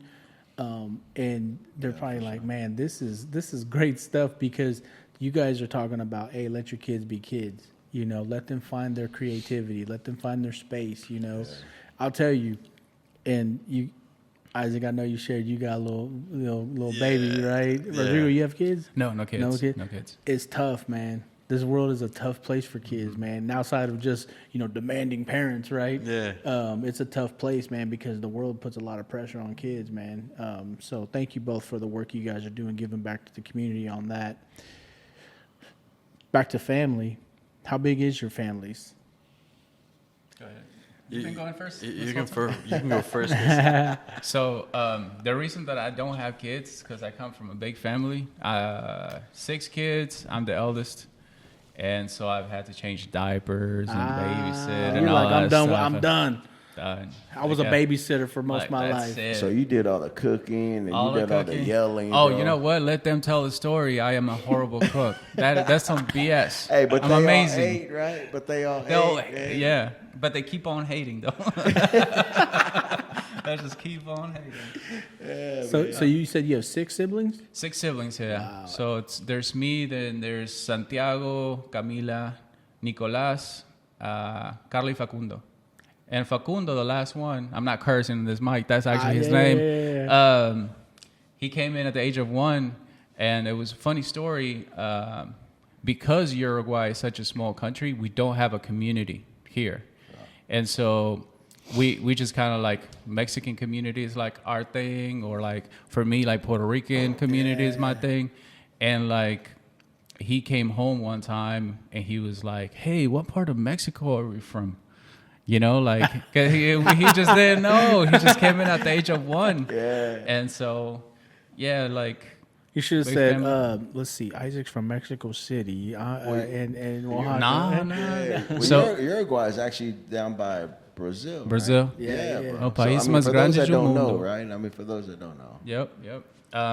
So actually, when I was a kid, I spoke a little bit Portuguese, and then we just kind of moved a little further south from the border, but we were right next to it, Yeah. to Brazil. I'm blanking out here, but we've been here for 22 years or 24 years now. Okay. 22 years. 2002. Yeah. And everybody, your whole family. My whole family, mom, dad, everyone. Yeah. Awesome. Bro. Yeah. That's what's I'm up. lucky. I'm lucky on that. Yeah. Because I know a whole bunch of families are like split, and they're like, I'm sending money back, or like I'm making that call to my daughter I haven't seen in 10, 15 years. That's Bro. tough. Came at a good Tough. time, Man. right? Came at a good I got time. primos, man. They're like they haven't seen their kids in Yeah, that's 5, tough. 6, 7 years. Yeah. Because they're working. What about you, Isaac? Man, how big is the family, man? Man, it's just my mom, my stepdad, my sister. Yeah. Yeah, so And you. and me, basically. We have a small family. Yeah. I So wasn't. you gonna be flipped with Rodrigo, man. You gonna have a lot of kids. Oh yeah. I'm cool. I'm cool being an uncle. Leo, man. I don't know about that, but Tío Rico. I'm already good with one kid. Come on, 6, bro. Just 6. That's a good number. Because I know you talked about your sister helping you out, right? Yeah, Does any of your siblings help out with any of your artwork, man? At the beginning, my sisters kind of really the first opportunities we had were like from my sisters, sister. Who else? I mean, showing up to like gallery work and that type of stuff. Yeah. I mean, your brothers help you with your sculptures. Sculptures, yeah. Yeah. I take my brothers if we have to deliver something. Yeah. Oh, yeah. Hey, family's always around. Yeah, they support, man. Well, always, right? Yeah. Always So support, so man. you guys y'all been in Kansas City for a while now, right? The families. Yeah. So we're gonna transition to Kansas City now. So what do y'all think, man? The city has changed, right? I mean, from the early 2000s. I mean, man, D-Rod and I talk about this on every episode. Yeah. Kansas City, and for us, Kansas City, just so you know, fellas, it's Kansas and Missouri, right? It's the region. Yep. But most people relate Kansas City to downtown KCMO, Crossroads area. Back in 2002, people didn't go down there and hang out and have a nightlife, man. They just didn't do stuff like that. So, from your perspective, what do y'all think? Man, to be honest with you, the first thing that comes to my head is rent. But that's everybody, right? Damn, bro. Damn. I mean, it's for me at least. I've lived in Northeast the entire time I've You been guys here. both live in Northeast? Yeah. Hey, historic Northeast. Historic Northeast, man. We got family over there. Yeah. I mean, I've been there for forever. I've been in the same 8th Street and Chestnut, 9th and Chestnut. And that growth it's working its way northeast. So many restaurants, bro. Independence Avenue, right there off the Yep, highway. Yep. I mean, it's man. I remember when I first came through, and we would go to Abarrotes. What was it? I completely forgot the name already, but like, there was this one store that we used to go to all the time. Apple Market. It's no longer Apple Market. Yeah. Shoot. There's so many things that were there that are not there no more. Right. I mean, it's also like really cool because the diversity that's down there. Yeah. We randomly go into like random food places and we're like, I don't know what that is, but I'll try that. Yeah. There's so many, bro. There's so many, right? Yeah. So which one's your favorite one over there? in the Northeast? Yeah. Well, everywhere, anywhere. Anywhere. Well, let's say Northeast. Okay, that's where you go. Northeast. Mi Mayita. Mi Mayita? Mayita's in front of Superfleet. Okay. Oh, right. Yeah, it's right in front of What do Superfleet. they got good there, bro? What do you like? I go there for the pozole. The pozole? Oh my God, bro. Here's the pozole. I'm a menudo. Man. You don't. Hey, let me. I ain't gonna share my pozole menudo story, bro. I ain't trying to offend our audience. I bro. mean, we love to eat. Every single time we go to like paint a mural, like we explore every restaurant that we see around. Wherever's close, right? And check it So out. I mean, I do the same thing. I do the same thing. Yeah. What about you, Rodrigo, man? I'm super excited about Kansas City growing at this rate, not because of the taxes that's like attached to it or anything like that, but like the culture, like Isaac said, the diversity is getting like much. Like our people was not what our people is in numbers 20 years ago. And like, you know, it was very limited. Like now people greet you in Spanish in certain places. You know what I'm saying? So it's like, it's really, really cool. I like that. Yeah. Food quality going up. Bro. Food they're quality everywhere. Talking about food. What's the Sabor Latino? Is it on Truman Road? oh yeah, Sabor Latino. Yeah. I'm sure that place is. Yeah. Bandeja Paisa, it's... What are they from? South America? They're Salvadorian.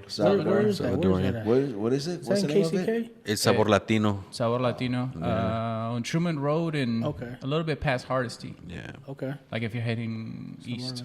Yeah. but it's really good. I recommend the. What do you get from there, bro? Pozole? Bandeja. Pozole, bro. I usually get the Montañero. I mean, I know this by heart.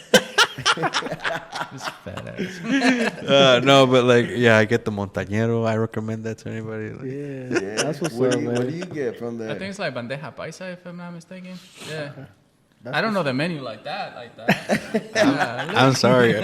I mean, for a while, like my wife and I used to go there like every weekend. Yeah. That's what's up, man. Thank y'all for talking about that. You know, the teams, man, the Royals, the Chiefs, you know, those are big topics right now. But I will tell you, and, you know, preparing for this episode with you guys, I was like, y'all have to be excited one way or the other. Like when I hear these millions of dollars being tossed around, right, and taxes and all these things the teams are going to spend, I was automatically thinking, D-Rod, like mural. Yeah, man. I That's better what I was thinking.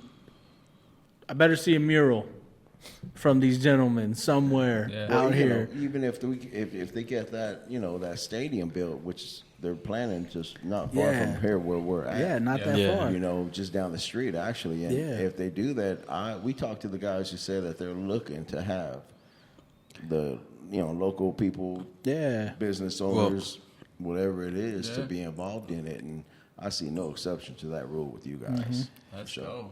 Definitely. I mean, we were excited to paint murals in general. Anywhere. Man. I mean, it's always a roller coaster with all of that stuff. Yeah, I'm sure. So it's yeah. Yeah, man. It's a lot of opportunity, bro. I mean, you know, when I see the growth, and, you know, we talk about this with everybody, D-Rod and I, the growth, the opportunity, the economic impact that's happening for people and to people, right, to the point of rent. Yeah. Opportunity. It's opportunity to change the landscape of what we flow with, right? The things that we want to see as a community, as a Latino community as well. All right, so we talked about a lot of things, man, and y'all stay busy. I know I saw a video of Isaac, man, just dropping on a table like hot. You do your work outside, it's hot. I mean, you guys work in the elements, you know what I'm saying? So this work ain't easy, everybody. I seen a video, I'm just saying. I was like, I don't want to do that.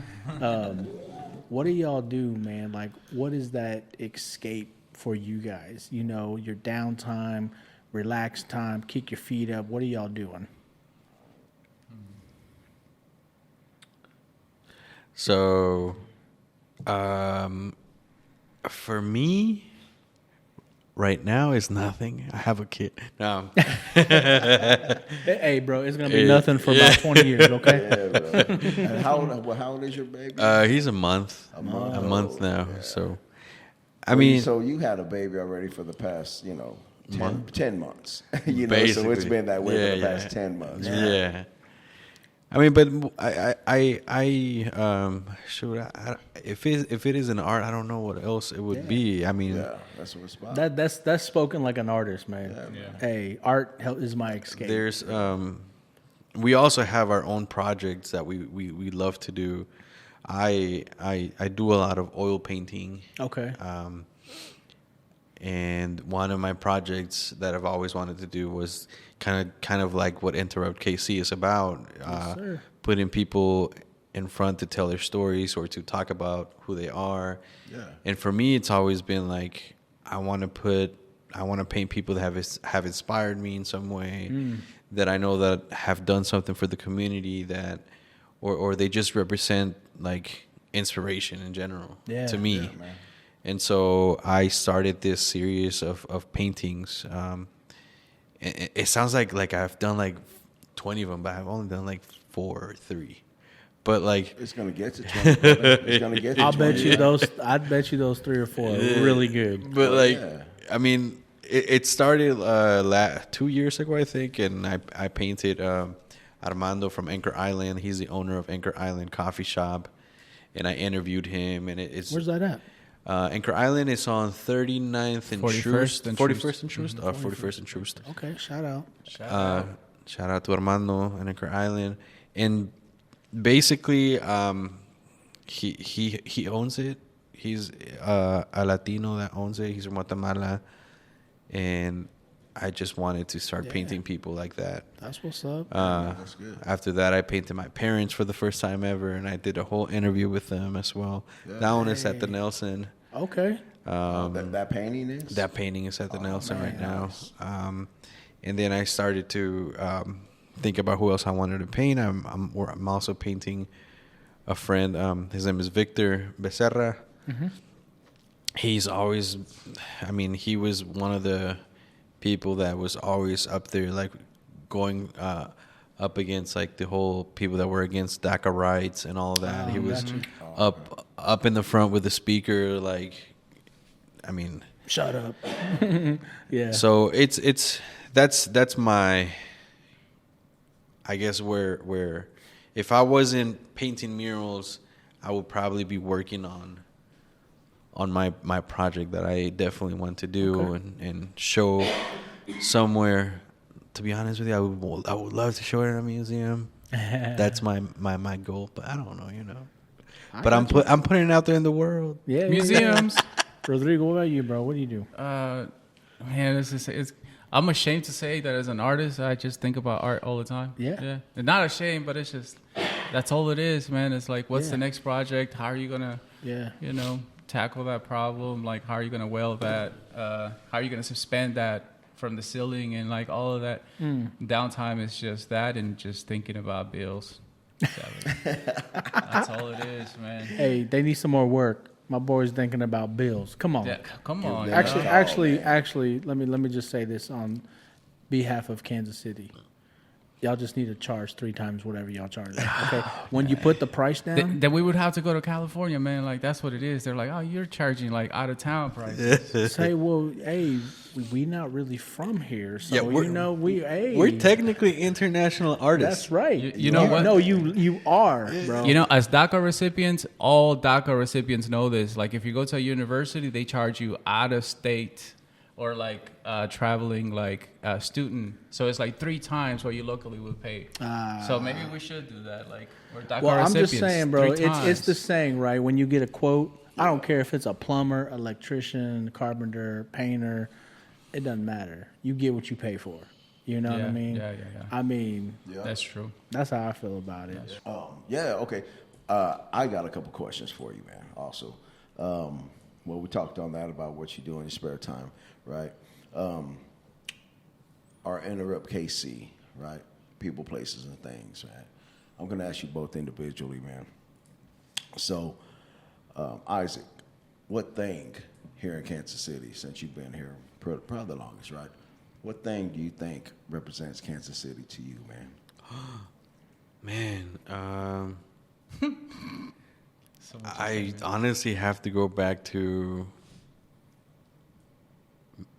where I grew up in the Northeast, Okay. and it has to be Cliff Drive for me. Oh yeah, Cliff Drive. Cliff Drive.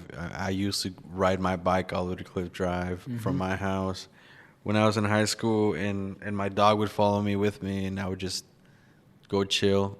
Yeah. Like under that. There's a specific bridge over there.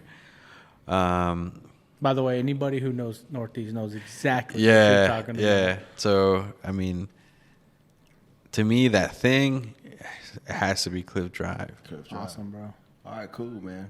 Rodrigo, I'm gonna ask you, brother, the same question. Man. You know, what place do you feel represents Kansas City to you, brother? Same. I would have to say the same thing. Yeah, But I was a little further east in the northeast side, so for me it was like Sheffield Park as well. Sheffield. Yeah. Running those hills. Like when I got mad at something, oh man, I go out there and just run those hills. You go sprint down them hills. You would get mad and just start running? Yeah, like I love running. Like See, back bro, in the look- day, not anymore. Yeah, I but- mean, come on, bro. Hey, So- I don't. Yeah, no, you got it. So Cliff Drive and Sheffield Park, man. Yeah. What'd you do on Cliff Drive? You just go check out the scenery? I would just go walk. It's a great scenery, man. Those who don't know. I mean, the thing that I used to do back then, which was probably, I don't know if it was safe or not, but I would go into like this random hiking trails that they had back there, and it would be raining. I had my headphones on. That was my peaceful time for me. Yeah. And it there's times that it still is right now, because I mean, I'm still in the Northeast, Right. and so there's times that I do. Now I go with my wife over there. We take a couple of walks over there. We take the dogs. We take now Leon with us, and so Leon. Leon. And so he's. I mean, it's. I don't know. Yeah. That's what's up. I know we talked about people that inspired you and all that, and you talked about your teacher. Do you still keep in contact with your teacher you had there? I mean, do they come in? Oh yeah, definitely. And funny you should say that. I mean, she also has a painting in the same exhibition that Rico and I are in. Really?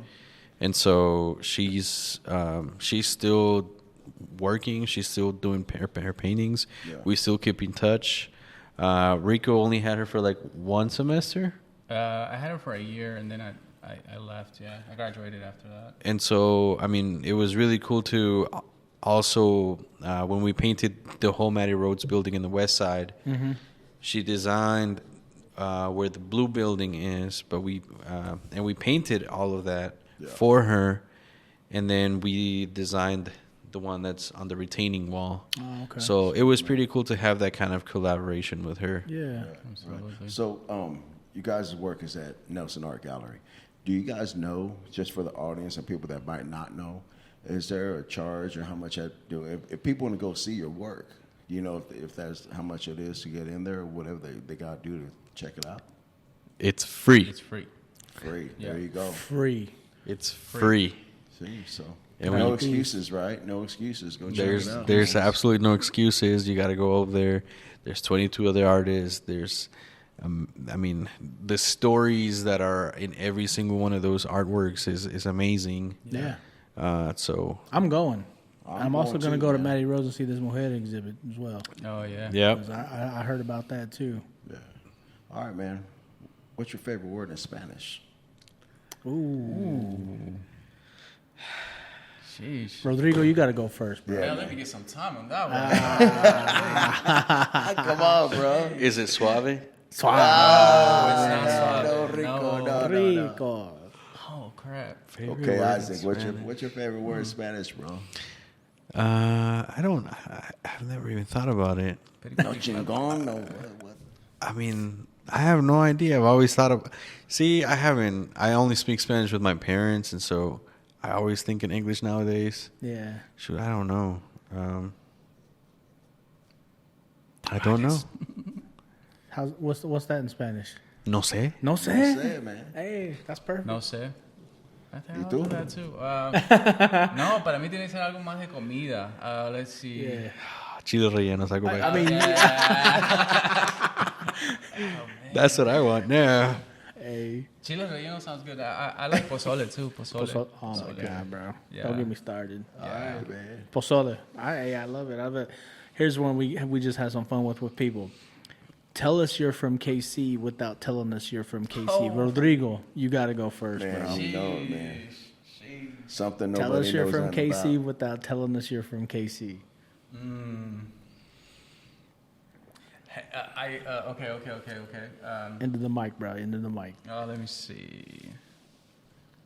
Okay. So I'm traveling on 70. That's mine. I'm traveling on 70, and I'll tell you what part of KC I am from, depending on how I hate on the smell. You know, so like let's just say you're going to Kansas, you go over that 70 thing, river, and the water treatment plant. You're like, oh, I knew Missouri stunk. You know, or and vice versa. That's it. Good one. Good one. All right, Isaac, you got to think of a new one, bro. Man, that was mine. I was gonna say that. Hey, I just drove through it today. Man, I have no idea now. Oh, that's easy, bro. You It come up with is easy. something. Think of something, bro. Slaps. Slaps. When you say the word slaps, it has two meanings. It's not slaps. Nah. It's The barbecue. slaps. The barbecue. Yeah. BK. See, Central. it's Yeah. either Yeah. food or food for me. Food, man. There's a lot. Man, you know what's crazy, man? We have these conversations with people. We ask people this question all the time, and automatically, almost people come up with the food. They're like, this place. I know. What did the one that made me laugh the most was Manny Abarca. He said, I could tell you what type of barbecue you like based on. No, I could tell you the restaurant you prefer based on the type of barbecue you like. And I was like, man, that's good. And we even tested him, and he did well. Yeah. He got both of us right. I was like, damn, Oh wow! it's good. Yeah, that's it, man. Yeah, You know, man, yeah. I want to thank you guys, man, both for taking your time out. Yeah. Man. Thank you for taking your time out to spend time with us and letting our audience know about you guys and the importance of what you guys done here. Yeah, You know, absolutely. I love your Absolutely. artwork. I love art. I love everything that you guys done for what I've seen. And there's a lot that I know I haven't seen. And just know, man, just from y'all two, from us two, man, hey, we connected now. You know what I'm saying? Oh, yeah. Y'all part of Enterrupt KC just like we are. And, you know, back to what D-Rod was saying, I mean, the work that you all are doing, literally, you know, murals, the side work you're doing, being out in the community, engaging the students, the young people, it's so important, man. That's what our city needs. And that's what we're about, man, sharing the stories because for sure. everybody has a journey. You know what I'm saying? Yeah. And even though we didn't have yours, it's still a dope-ass journey and a story to tell. You know what I mean? So thank you all for being here with Enterrupt KC. People, places, and things here in Kansas City. Yes, Is there anything y'all would like to share before we end this? I do want to say thank you to you guys for inviting us. for coming in. It was really amazing to see you guys come in and set up everything. Yeah. It looks like we're in an actual like podcast. Well, we are. It's a podcast, but it's like in a random place. Yeah. But it's an actual podcast place. Have you guys ever Like you been guys- on a podcast before? This is our first time. First Number one, time. man. That's what's up. So I mean, it's for me at least. It's just thank you guys for Appreciate that. inviting us out. Appreciate that, Rodrigo. Anything you want to share? Man, I just want to second that. Like, yeah, it's our first. We had a great time. It's amazing. And what else? I just wanted to touch back on what we were talking about earlier. You know, like our stories. Like, we what do you call it? We just want to make sure that you know what our stories are, so you don't feel alienated. You know. That's right. Yeah. So, hey, opportunities are out here. Come get them with us, you know. And if you want art, you like art, and you need help, you need pointers, just hit us up. You know our website now. Yep. And just let us know how we can be of help That's to right. you. That's right. ITRAicons, man. ITRAicons, right from the horse's mouth. Thank you, Rodrigo. Thank you, Isaac. Thank you very Appreciate much. you guys, man. Keep up you. the good Thank work. you. Until next time, Kansas City, Enterrupt KC. Peace. Thank you.